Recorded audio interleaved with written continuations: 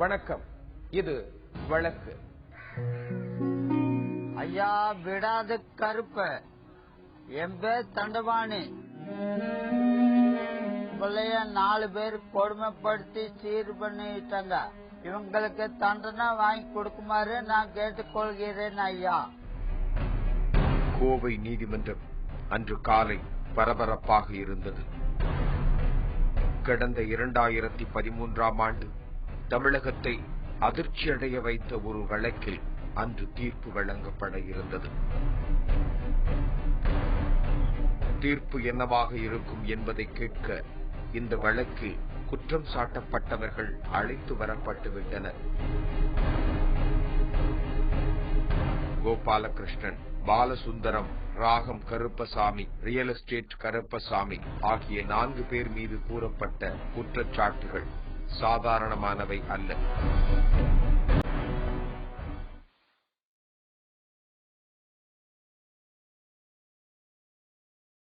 கோவை ராமநாதபுரத்தைச் சேர்ந்தவர் தண்டபாணி. இவரது மகள் ரேகா. 13 வயதே ஆன 9ஆம் வகுப்பு மாணவி ரேகா அங்குள்ள அரசு பள்ளியில் படித்து வந்தார். எப்போதும் துருதுருவென இருக்கும் ரேகாவுக்கு முதல் எதிரியாக இருந்தது அவரது குடும்பம்தான். ரேகாவுக்கு 3 வயது இருக்கும் போது தண்டபாணியை விட்டு ரேகாவின் தாயார் பிரிந்து சென்று விட்டார். தந்தை தண்டபாணியுடன் வசித்த ரேகா தாயின் அன்பை மட்டுமல்ல, முக்கியமான வழிகாட்டுதல்களையும் தவறவிட்டிருந்தார். தந்தையுடன் சில நாட்கள், அத்தை ஈஸ்வரி வீட்டில் சில நாட்கள் என ரேகா சிறு வயதில் அலைக்கழிக்கப்பட்டார். இப்படி ஒரு சூழ்நிலையில் 2013ஆம் ஆண்டு ஏப்ரல் 29ஆம் தேதி அந்த கொடூர சம்பவம் நிகழ்ந்தது. ஆம், ரேகா 5 பேரால் அடுத்தடுத்து கொடூரமாக பலாத்காரம் செய்யப்பட்டாள். காவல்துறையிடம் ரேகா கொடுத்த வாக்குமூலம் இது. ஏப்ரல் 29ஆம் தேதி நான் உடல் நலக் குறைவால் பாதிக்கப்பட்டேன். எனது மாமா கோபாலகிருஷ்ணன் என்னை மருத்துவமனைக்கு அழைத்துச் செல்வதாக கூறி பாலசுந்தரம் என்பவர் வீட்டுக்கு அழைத்துச் சென்றார். பாலசுந்தரம் மருத்துவ உதவியாளராக பணியாற்றி ஓய்வு பெற்றவர். எனக்கு மயக்க ஊசியை போட்டு மாமா கோபாலகிருஷ்ணனும் பாலசுந்தரமும் என்னை பலாத்காரம் செய்தனர். வெளியில் யாரிடமாவது சொன்னால் கொன்று விடுவோம் என மிரட்டினர். அடுத்த சில நாட்களில் பாலசுந்தரம் உதவியுடன் கண்ணம்மா பாளையத்தைச் சேர்ந்த ரியல் எஸ்டேட் அதிபர் கருப்பசாமி என்னை பலாத்காரம் செய்தார். மற்றொரு நாள் மாமா கோபாலகிருஷ்ணன் என்னை சினிமாவுக்கு அழைத்துச் செல்வதாக கூறி சுந்தரராஜபுரத்தில் சவுண்ட் சர்வீஸ் நடத்தும் ராகம் கருப்பசாமி என்பவரிடம் அழைத்துச் சென்றார். அவரும் என்னை பலாத்காரம் செய்தார். இந்த நிலையில் எனது வீட்டின் அருகில் வசிக்கும் பெயிண்டர் ஒருவர் என்னை காதலிப்பதாகவும் திருமணம் செய்து கொள்வதாகவும் கூறி என்னை பலாத்காரம் செய்தார். இப்படி ஒரு அதிர்ச்சியான வாக்குமூலத்தை ரேகா போலீசாரிடம் கூற கோவை நகரமே கொந்தளித்தது. ஒரு இளம் பெண்ணு, ஸ்கூல் படிக்கக்கூடிய அந்த பெண்ணை 4 பேர் சேர்ந்து, இந்த ராகம் கருப்புசாமி அது சம்பந்தப்பட்ட அவங்க கூட சேர்ந்து ஒரு கம்பவுண்டர், இவங்கள ஒரு 4 பேர் சேர்ந்து, கம்பவுண்டர் பாலநகர் ஒரு 4 பேர் சேர்ந்து ஒரு பெண்ணை கூட்டிட்டு போய் ஒரு தோப்புல வச்சு பாலியல் பலாத்காரம் பண்ணிட்டாங்க. இது ரொம்ப நாளாக நடந்த சம்பவம். இது ரொம்ப நாள் அந்த பொண்ணுக்கும் தெரியும். அந்த பொண்ணுக்கு தேவையான விஷயங்களை சொல்லிக் கொடுத்து, இந்த மாதிரி பண்ணினா மிரட்டி கொண்டு ஓடுவோம், அப்படியெல்லாம் மிரட்டி, இல்லைன்னா உங்க ஒப்பனை கொண்டு அப்படியெல்லாம் மிரட்டி எல்லாத்தையும் குடும்பத்தையும் மிரட்டி வச்சிருந்தாங்க. இது ரொம்ப நாளாக நடந்துட்டு அந்த பிள்ளைனால அந்த விஷயம் தாங்க முடியாம மறுபடியும் அந்த விஷயங்கள் மக்கள் மத்தியில அம்பலமாச்சு. ஆனதுக்கப்புறம் பாத்தீங்கன்னா கொஞ்ச நாளுக்கு அப்புறம் அதை விஷயம் கண்டுபிடிச்சாங்க. கண்டுபிடிச்சு சம்பந்தப்பட்ட ஆட்கள் 4 பேர்த்தையும் அரெஸ்ட் பண்ணாங்க. குற்றம் சாட்டப்பட்டவர்கள் மீது கடும் நடவடிக்கை எடுக்க வேண்டும் என பல்வேறு போராட்டங்கள் நடந்தன. மாதர் சங்கம் மூலமா இந்த கட்சி சங்கத்து மூலமா நாங்க போராட்டம் நடத்தினோம். அந்த பொண்ணை போய் பார்க்கவும் செஞ்சோம். இந்த கேஸ் நல்லமுறை நடக்கும். டெல்லியில இருந்து வரவங்களுக்கு நாங்க போய் பார்த்தோம். ஆனா காசு பலம் உள்ளதான் அதை பயன்படுத்தி வெளியே வந்துட்டாங்க. அவங்களுக்கு நீங்க தண்டனை வாங்கி கொடுக்கணும், அந்த பிள்ளைக்கு நல்ல ஒரு வழி காட்டி கொடுக்கணும். இங்க இருக்கிறவங்க காசு கடுமையா, அவங்க சேர்ந்தவங்க காசு கடுமையா இருக்காங்க. அதை நீங்க முறியடிக்கணும், இந்த பிள்ளைக்கு நல்ல ஒரு இது கிடைக்கணும். அதை வச்சு இந்த மற்றவங்க யாரும் இந்த மாதிரி தப்பு செய்யாத அளவுக்கு, நடக்காத அளவுக்கு தண்டனை வாங்கி கொடுக்கணும்.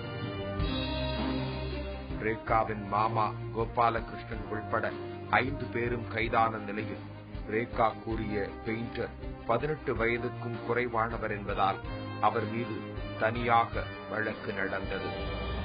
மற்ற 4 பேர் மீது கோவை மகளிர் நீதிமன்றத்தில் வழக்கு நடைபெற்றது. இந்த பிரச்சனை நடக்கும்போது அந்த பொண்ணை கொண்டு போய் என்ன பண்ணாங்கன்னா ஒரு ஹோம்ல கொண்டு போய், ஒரு கவர்மெண்ட் ஹோம்ல கொண்டு அவங்க அந்த பிள்ளைய சேஃப்டியா வச்சிருந்தாங்க. அங்க இருந்து எதாவது சொல்லி கொடுத்த பிள்ளை அங்கிருந்து இது பண்ணி அந்த புள்ள வந்து பிள்ளையோட நடவடிக்கை செய்யல அப்படின்னு சொல்லி கேஸை தீர்ப்பதற்கான எல்லா வேலையும் பண்ணி எல்லாம் இதில் பார்த்தீங்கன்னா சூழ்ச்சி கேட்டால் முழுக்க பணம் விளையாண்டுருக்கு. ஏன்னா ஒரு சம்பந்தப்பட்ட நாட்டில் நம்ம நிறைய பிரச்சனை தினசரி ஒரு பேப்பர் செய்திகள்ல, தினசரி டிவி சேனல் ஓபன் பண்ணல இந்த மாதிரி சம்பவங்கள் நிறைய பாக்குறோம். ஆனால் இது பாத்தீங்கன்னா கண்ணுக்கு முன்னாடி நடந்த நிறைய ஊர் மக்களுக்கு முன்னாடி நடந்த சம்பவம். இது வந்து பாத்தீங்கன்னா பணத்தின் ஒரு அடிப்படையா வச்சு இந்த கேஸை வந்து முறியடிக்கப்பட்டாங்க. சமீபத்தில் வழக்கு விசாரணைகள் அனைத்தும் முடிவடைந்து தீர்ப்பு வழங்கப்படும் நாள் அறிவிக்கப்பட்டதால் குற்றம் சாட்டப்பட்டவர்கள் நீதிமன்றம் அழைத்து வரப்பட்டனர்.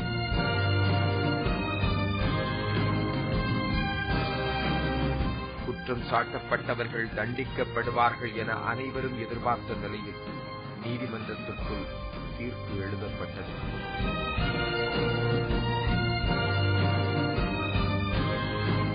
எதிரிகள் மீது வந்து 376(2G கேங் ரேப் மற்றும் 506 Part 2 அதாவது அவங்களை கொலை மிரட்டல் செய்ததாகவும் 5G and 6 of the POCSO Act இந்த 4 குற்றச்சாட்டுகளின் பேரில் வழக்கு நடந்து வந்தது.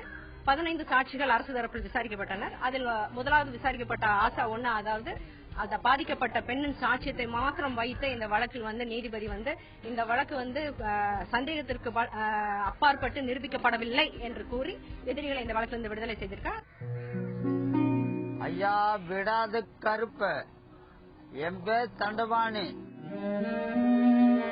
பிள்ளைய 4 பேர் கொடுமைப்படுத்தி சீர் பண்ணிட்டாங்க. இவங்களுக்கு தண்டனை வாங்கி கொடுக்குமாறு நான் கேட்டுக்கொள்கிறேன் ஐயா. ரேகா வழக்கில் குற்றம் சாட்டப்பட்டவர்களுக்கு எதிராக போதிய ஆதாரங்கள் தாக்கல் செய்யப்படவில்லை என்று நீதிபதி அறிவித்துவிட்டார். ரேகாவிடம் புகார் பெற்றது, வாக்குமூலம் பெற்றது போன்றவை முறையாக நடக்கவில்லை என்று 4 பேரும் விடுவிக்கப்பட்டனர். வழக்குல வந்து காலதாமதம் இருக்கிறது. அந்த காலதாமதத்திற்கான காரணம் என்னவென்று அரசு தரப்பு நிரூபிக்க தவறிவிட்டது. இரண்டாவதாக பாதிக்கப்பட்ட பெண்ணை மருத்துவ பரிசோதனைக்கு உட்படுத்தப்பட்ட பொழுது மருத்துவ பரிசோதனை வந்து எதிரிகளுக்கு பாதகமாக எதுவும் இல்லை, அவள் பாலியல் பலாத்காரத்திற்கு உட்படுத்தப்பட்டாள் என்பதை காட்டுவதற்கு எந்த விதமான சான்றும் இல்லை என்றும், மூன்றாவதாக இந்த பெண் வந்து 3 சம்பவ இடங்களை குறிப்பிட்டு சொல்லும் பட்சத்தில் அந்த இடங்கள் இன்னதென்று குறிப்பாக அடையாளம் காட்டாமல் அரசு தரப்பே ஒரு இடத்தை குறிப்பிட்டு சொல்லுவதற்கு காரணம் என்ன என்பதை நிரூபிக்க தவறிவிட்டபடியால் இந்த 3 காரணங்களுக்காக இந்த வழக்கிலிருந்து எதிரிகள் விடுதலை செய்யப்பட்டுள்ளனர். ரேகா பலாத்காரம் செய்யப்பட்ட போது கோவை மக்கள் எப்படி அதிர்ச்சி அடைந்தார்களோ அதே போன்ற அதிர்ச்சியை அளித்தது அன்று வழங்கப்பட்ட தீர்ப்பு. கோவையில கடந்த 2 வருடங்களுக்கு முன்பு ராமநாதபுரம் பள்ளி மாணவி 5 பேரால் பாலியல் வன்முறைக்கு உள்ளாக்கப்பட்ட சம்பவம் வந்து கோவையை பரபரப்பாக்கியது. அந்த சம்பவத்தையொட்டி காவல்துறை வந்து வழக்கு பதிவு பண்ணி 2 ஆண்டுகளாக கோவை நீதிமன்றத்தில் இந்த வழக்கு வந்து நடைபெற்றுச்சு. இந்த வழக்குல வந்து வெளிவந்திருக்கக்கூடிய தீர்ப்பு என்பது கோவை மக்களை, குறிப்பாக கோவை பெண்களை பெரிய அதிர்ச்சிக்கு உள்ளாக்கி இருக்குது. என்னன்னு சொன்னா இந்த வழக்குல குற்றம் சாட்டப்பட்ட 5 பேரும் விடுதலை என்பது தீர்ப்பாக இருக்குது. ஜனநாயக மாத சங்கத்தின் சார்பாக எங்களுடைய எதிர்ப்பை நாங்க வந்து பதிவு பண்றோம். வழக்கு இந்த மாதிரி பிரச்சனை ஆன உடனே பொதுமக்கள் வந்து எல்லாமே அந்த குற்றவாளின்னு அறிவிக்கப்பட்ட இல்லைன்னா குற்றவாளின்னு சொல்லக்கூடிய அந்த ஆளுகளோட வீட்டுல போய் அவங்க வீட்டை உடைக்கிறது, அது பண்றது எல்லாமே நடந்துட்டு இருந்துச்சு. ஆனா இதெல்லாம் முடிஞ்சு வழக்கு வந்து நீதிமன்றத்துக்கு போய் நீதிமன்றத்திலிருந்து கடைசியா தீர்ப்பு அப்படிங்கறது வந்தது பாத்தீங்கன்னா 4 பேருமே வந்து நிரபராதிகள் அப்படிங்கிற ஒரு தீர்ப்பு வந்திருக்கு. ஆனா வந்து இது எந்த விதத்திலயும் வந்து பொதுமக்கள் ஆகட்டும் சில எல்லா அவங்க குடும்பத்தில் இருக்கிறவங்களாகட்டும் ஏற்றுக்கொள்ள முடியாத ஒரு விஷயமா தான் இருக்குது.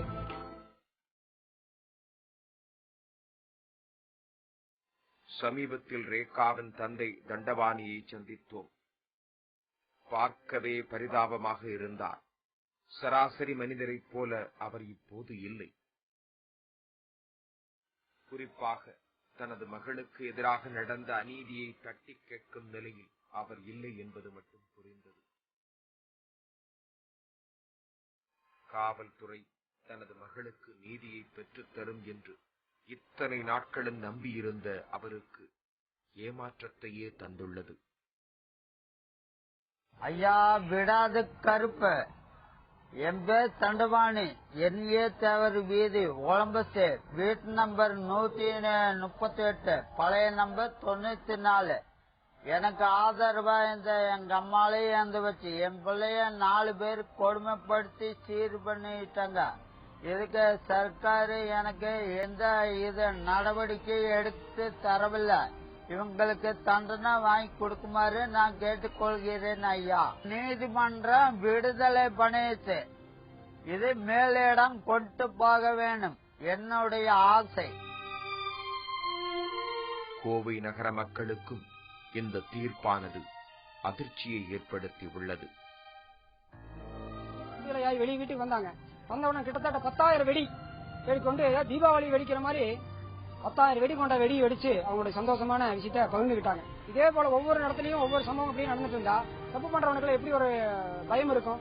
எப்படி ஒரு எல்லாரும் என்னன்னா பணம் இருக்கு, பணத்தை வச்சு நம்ம ஜெயிச்சு வந்துடலாம், இந்த அரசியல் அப்படித்தான் இருக்கு, இந்த சட்டமே அப்படித்தான் இருக்குன்ற ஒரு நம்பிக்கை இழந்து போய் இந்த சட்டத்தை இடிச்சு ஈஸியா உடச்சலான்ற நம்பிக்கையோட பண்ணக்கூடிய தவறுகள், பலவிதமான தவறுகள் பலவித கோணத்துல பண்ணலாம். பணம் இருக்கு, என்னோட செல்வாக்கு இருக்கு, அரசியல் செல்வாக்கு இருக்கு, பண செல்வாக்கு இருக்கு, மக்கள் செல்வாக்கு இருக்கு, இப்படின்ற சூழ்நிலை வச்சு எல்லாருமே தவறு பண்ணக்கூடிய ஒவ்வொருத்தரும் தப்பிச்சுட்டு இருந்தாங்கன்னா அந்த நாடு எப்படி போறது? இந்த நாட்டில் இருக்கிற மக்கள், பெண்களுக்காக நம்ம வீட்டுல அக்கா தங்கச்சி எப்படி இவங்களை பாதுகாப்பா நம்மளுடைய விஷயங்கள் இருக்கிறது, எப்படி நம்பிக்கையா ஸ்கூலுக்கு அனுப்புறது? ரேகாவுக்கு நீதி கிடைக்க போராடிய மாத சங்கங்கள் தீர்ப்பை எதிர்த்து மேல்முறையீடு செய்ய வேண்டும் என கோரிக்கை வைத்துள்ளனர்.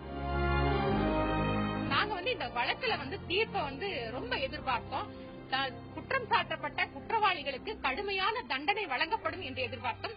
ஆனால் வழங்கப்படவில்லை. உடனடியாக காவல்துறை இதை கவனத்தில் கொண்டு இந்த தீர்ப்பின் மீது மேல்முறையீட்டிற்கு ஹைகோர்ட்டுக்கு போகணும்னு சொல்லி ஜனநாயக மாதர் சங்கத்தின் சார்பாக கேட்கிறோம்.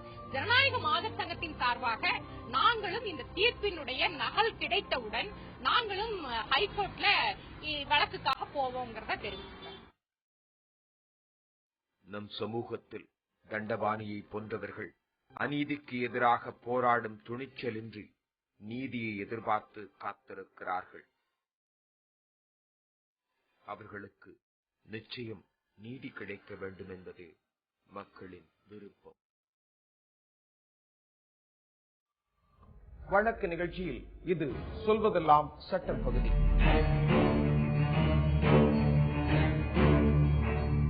ஒரு வழக்கினை விசாரித்துவிட்டு மாநில உயர்நீதிமன்றம் ஒரு உத்தரவை அளிக்கிறது.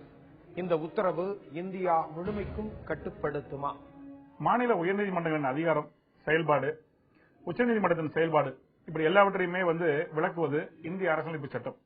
அந்த அடிப்படையில் இந்திய உச்சநீதிமன்றத்திற்கு கீழாகத்தான் கீழமை நீதிமன்றங்கள் செயல்படுகின்றன. எல்லா மாநில உயர்நீதிமன்றம் அதுல அடக்கும். அந்த அடிப்படையில் ஒரு உயர்நீதிமன்றம் ஒரு வழக்கை விசாரிக்கிறது. அந்த வழக்கினை விசாரிக்கும் பொழுது அது பல்வேறு வழக்குகளை விசாரிக்கிறது. 2 தனிநபர்களுக்கு எதிரான ஒரு வழக்கு, அரசுக்கு எதிரான வழக்கு, இப்படி பலவிதமான வழக்குகளை ஒவ்வொரு உயர்நீதிமன்றங்கள் விசாரிக்கின்றன.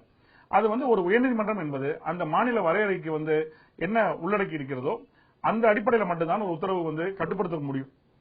அதற்கு மேலாக இந்தியா முழுமைக்குமே ஒரு உத்தரவு கட்டுப்படுத்தணும் அப்படின்னா அதற்கான அதிகாரம் உச்சநீதிமன்றத்தில் மட்டும்தான் இருக்கிறது. அதே நேரங்களில் மாநிலங்கள்ல மத்திய அரசு வெளியிடக்கூடிய ஒரு அரசாணையோ ஒரு சட்டமோ அந்த மாநிலத்தில் இருக்கக்கூடிய ஒரு நபரை கட்டுப்படுத்தும் விதமாக இருக்கும் பட்சத்தில் அதனால் பாதிக்கப்பட்ட ஒரு நபர் அவர் ஒரு விண்ணப்பம் தெரிவிக்கிறார் அரசு அதிகாரிகளுக்கு. அது சரியாக பரிசீலிக்கப்படவில்லை, இல்ல அது பரிசீலிக்கப்பட்டது அது முறையானதாக இல்லை அப்படின்னு அந்த பாதிக்கப்பட்டவர் நினைக்கும் பொழுது அவர் அந்த மாநில உயர்நீதிமன்றத்தை அணுகுகிறார். அப்போது ஒரு ரிட்டு மனுவாக தாக்கல் செய்யப்படுகிறது. அப்படி விசாரிக்கப்படும் ரிட்டு தாக்கல் மனுவில் இருதரப்பு வாதங்களும் கேட்கப்படுகிறது, ஆவணங்கள் பரிசீலிக்கப்படுகிறது. ஒருவேளை மத்திய அரசு சார்ந்திருக்கக்கூடிய ஒரு அரசாணையோ ஒரு சட்டமோ அதன் காரணமாக பாதிக்கப்பட்டவர் நியாயமானதாக அவர் கருதும் பட்சத்தில் நீதிமன்றம் ஒரு தடை உத்தரவு வழங்குகிறது. அப்படிப்பட்ட விஷயங்கள் அது மத்திய அரசுக்காக இருந்தாலும் சரி, பாதிக்கப்படுபவர் அந்த மாநில வரையறைக்குள்ள இருக்க காரணத்தினால அந்த உத்தரவினை உயர்நீதிமன்றங்கள் கையாளுகின்றன. ஆனால் இந்தியா முழுமைக்குமான ஒரு சட்டத்தை பொறுத்த வரைக்கும் ஒரு உத்தரவு அப்படிங்கிறது உச்சநீதிமன்றம் உத்தரவு மட்டும்தான் கட்டுப்படுத்துகிறது. அதே நேரங்களில் வந்து வேறு மாநிலத்தில் இருக்கக்கூடிய ஒரு வழக்குல வந்து ஒரு இதே மாதிரியான ஒரு வழக்குல அந்த பம்பாய் உயர்நீதிமன்றம், மும்பை உயர்நீதிமன்றம் ஒரு தீர்ப்பு வழங்கியிருக்கிறது, கல்கட்டா உயர்நீதிமன்றம் ஒரு தீர்ப்பு வழங்கியிருக்கிறது, பஞ்சாப் அண்ட் ஹரியானா உயர்நீதிமன்றம் ஒரு தீர்ப்பு வழங்கியிருக்கிறது. அப்படிங்கிற வழக்குகளை வந்து மேற்கோளாக காட்டுவது வந்து நடைமுறை இருக்கக்கூடிய ஒரு விஷயம். தனி நீதிபதிகள் பெஞ்ச் அப்படிங்கிற அடிப்படையில் இருக்கக்கூடிய நீதிபதியுடைய உத்தரவுகள்லாம் வந்து முன்மாதிரியாக வந்து பல வழக்குகளில் மேற்கோள் காணப்பட்டவும் சரி, உச்சநீதிமன்ற தீர்ப்பு மட்டும்தான் இந்தியா முழுமைக்குமான ஒரு உத்தரவாக கட்டுப்படுத்தும் ஒரு உத்தரவாக இருந்து வருகிறது. மற்றபடி உயர்நீதிமன்ற உத்தரவுகள் வந்து அந்த மாநில வரையறையில மட்டும்தான் இருக்கும். என்ன காரணம் அப்படின்னா, ஒரு சில மாநிலங்கள்ல அப்படிப்பட்ட சட்டங்களே இருக்காது, இல்ல வேறுபட்ட ஒரு நடைமுறைகள் இருந்து வரும். மாநில அரசுக்குள்ள அதிகாரத்தின் காரணமாக வந்து ஒரு சில சட்டங்கள் இல்லாத சட்டங்களும் சரி, இருக்கின்ற சட்டங்களும் சரி, மாற்றங்கள் கொண்ட சட்டமாகவும் சரி, பலவிதமான சட்டங்கள் இருந்து வரும். ஆக ஒரு மாநிலத்தில் பிறப்பிக்கக்கூடிய உத்தரவு வந்து மறு மாநிலத்தை கட்டுப்படுத்த முடியாத ஒரு சூழ்நிலை இருந்து வரும்.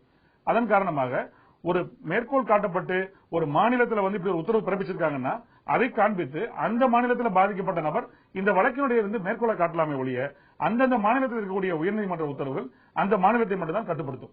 இதற்கு ஒரு உதாரணம், ஒரு கிரிமினல் வழக்கில் பொறுத்த வரைக்கும் ஒரு மாநிலத்தில், உதாரணத்துக்கு கேரளாவில் வந்து ஒரு வழக்கு பதிவு செய்யப்படுகிறது.